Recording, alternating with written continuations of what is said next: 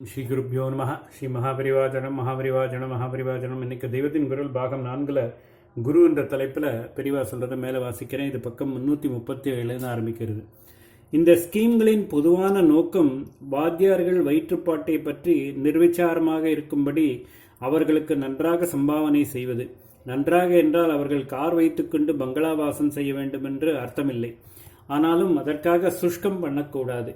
இப்பொழுது நிரந்தர அம்சமாகவே ஆகிவிட்ட இன்ஃப்ளேஷனில் பியூன் கூட அந்த பெயரை சொன்னாலே கோபித்துக் கொள்வார்களோ என்னவோ, எனக்கு வேற பேர் தெரியவில்லை.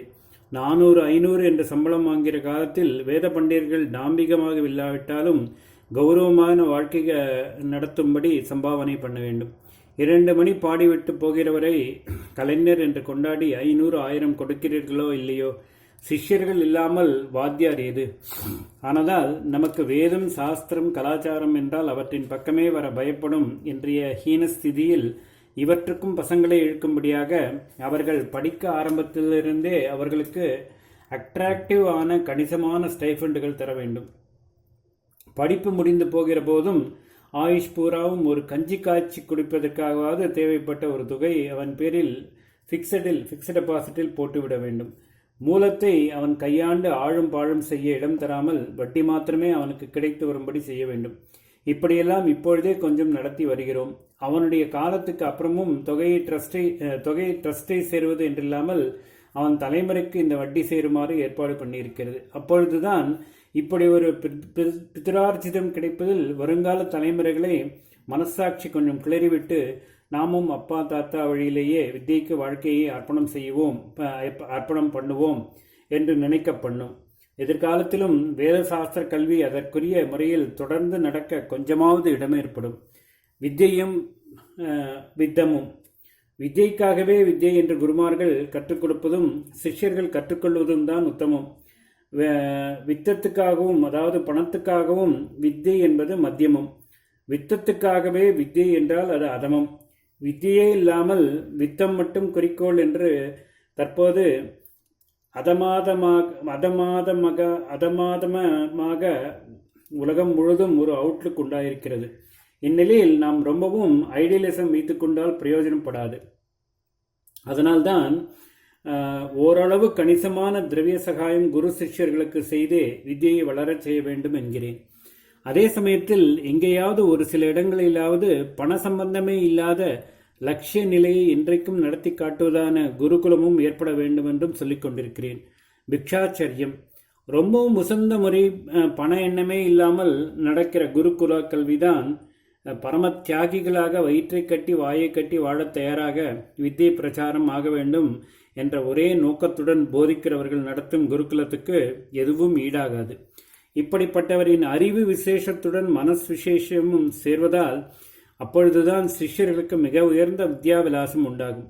ஆனால் இவன் வயிற்றை கட்டி கொண்டாலும் சிஷ்யனாக இருக்கிற இளவயசுக்காரனின் வயிறு வாடப்படாதே. அத்தியனம் செய்த பிராமணன் என்றால் நிச்சயமாக அவனுக்கு மானியமாக சொத்து இருக்கும் என்ற பழங்கால நிலை இப்பொழுது இல்லையே. தனக்கே ததிகணத்துவம் போடுகிற வேத பண்டிதர் சிஷ்யனை வேறு எப்படி பராமரிப்பார்? இங்கேதான் சிஷ்யனின் பிக்ஷாச்சரியம் கை கொடுக்கிறது. அவன் பிக்ஷை எடுத்தே தன்னுடைய பாட்டை கவனித்துக் கொண்டு விட வேண்டும். அது மட்டுமில்லை, தனக்காக 4 வீட்டுக்கு போய் பிக்ஷை எடுக்க வேண்டும் என்றால் வாத்தியாருக்காக இன்னும் 4 வீட்டுக்கு போக வேண்டும்.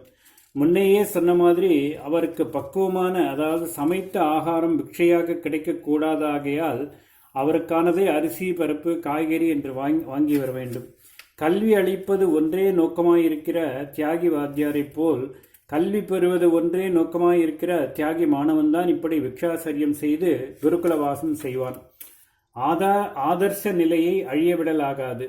இம்மாதிரியெல்லாம் இந்த காலத்தில் யாராவது கிடைப்பார்களா? இதென்ன காரியத்துக்கு உதவாத பேச்சு என்று நினைக்கலாம்.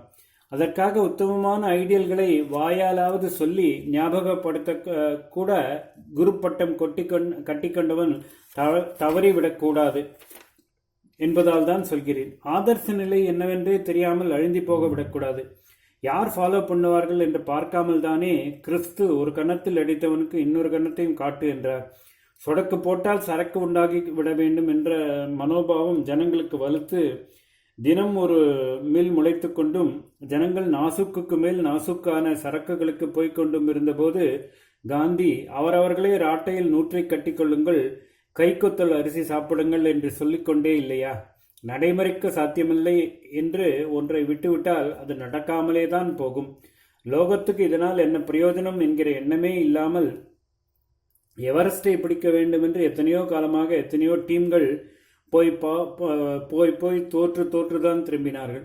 ஆனாலும் சாத்தியமில்லை என்று விடாமல் முயற்சி பண்ணிக்கொண்டே இருந்ததால் கடைசியில் அதையும் பிடித்து விட்டார்களோ இல்லையோ. ஆனபடியால் லோகத்துக்கு பரம பிரயோஜனமான குருகுல கல்வி முறை ஏட்டு சுரைக்காய் என்று விட்டுவிடவே கூடாது. வார சாப்பாடு. ஒவ்வொரு நாளும் பல கிரகங்களுக்கு போய் பிக்ஷை கேட்பது என்றில்லாமல் வாரம் என்ற முறைப்படியாவது செய்யலாம். அதாவது வித்தியார்த்தி வாரத்தில் உள்ள 7 நாட்களில் ஒவ்வொரு நாள் ஒவ்வொரு அகத்தில் பிக்ஷை வாங்குவது என்று வைத்துக் கொள்ளலாம். அப்பொழுது போடுகிறவர்களுக்கு தினம் தினம் மனுகிறானே என்று இல்லாமல் இருக்கும். ஆனால் குருவுக்கும் சேர்த்து வாங்க வேண்டுமென்று இருந்தால் அப்பொழுது பல வீடுகளில் கொஞ்சம் கொஞ்சம் வாங்கினால்தானே முடியும். இதெல்லாம் அந்தந்த குருகுலம் உள்ள நிலைமை, ஊர்க்காரர் மனப்பான்மை, மற்ற சந்தர்ப்பங்களை பொறுத்து முடிவு பண்ண வேண்டிய விஷயம். மொத்தத்தில் பிக்ஷாச்சரியமுள்ள குருகுல வாசத்தை உயிர்ப்பிப்பது ரொம்பவும் சிரேஷ்டம். ஓம் ஸ்ரீ குருப்யோ நமஹ. ஸ்ரீ மகாபரிவாச்சரணம் மகாபரிவாச்சரணம் மகாபரிவாச்சரணம்.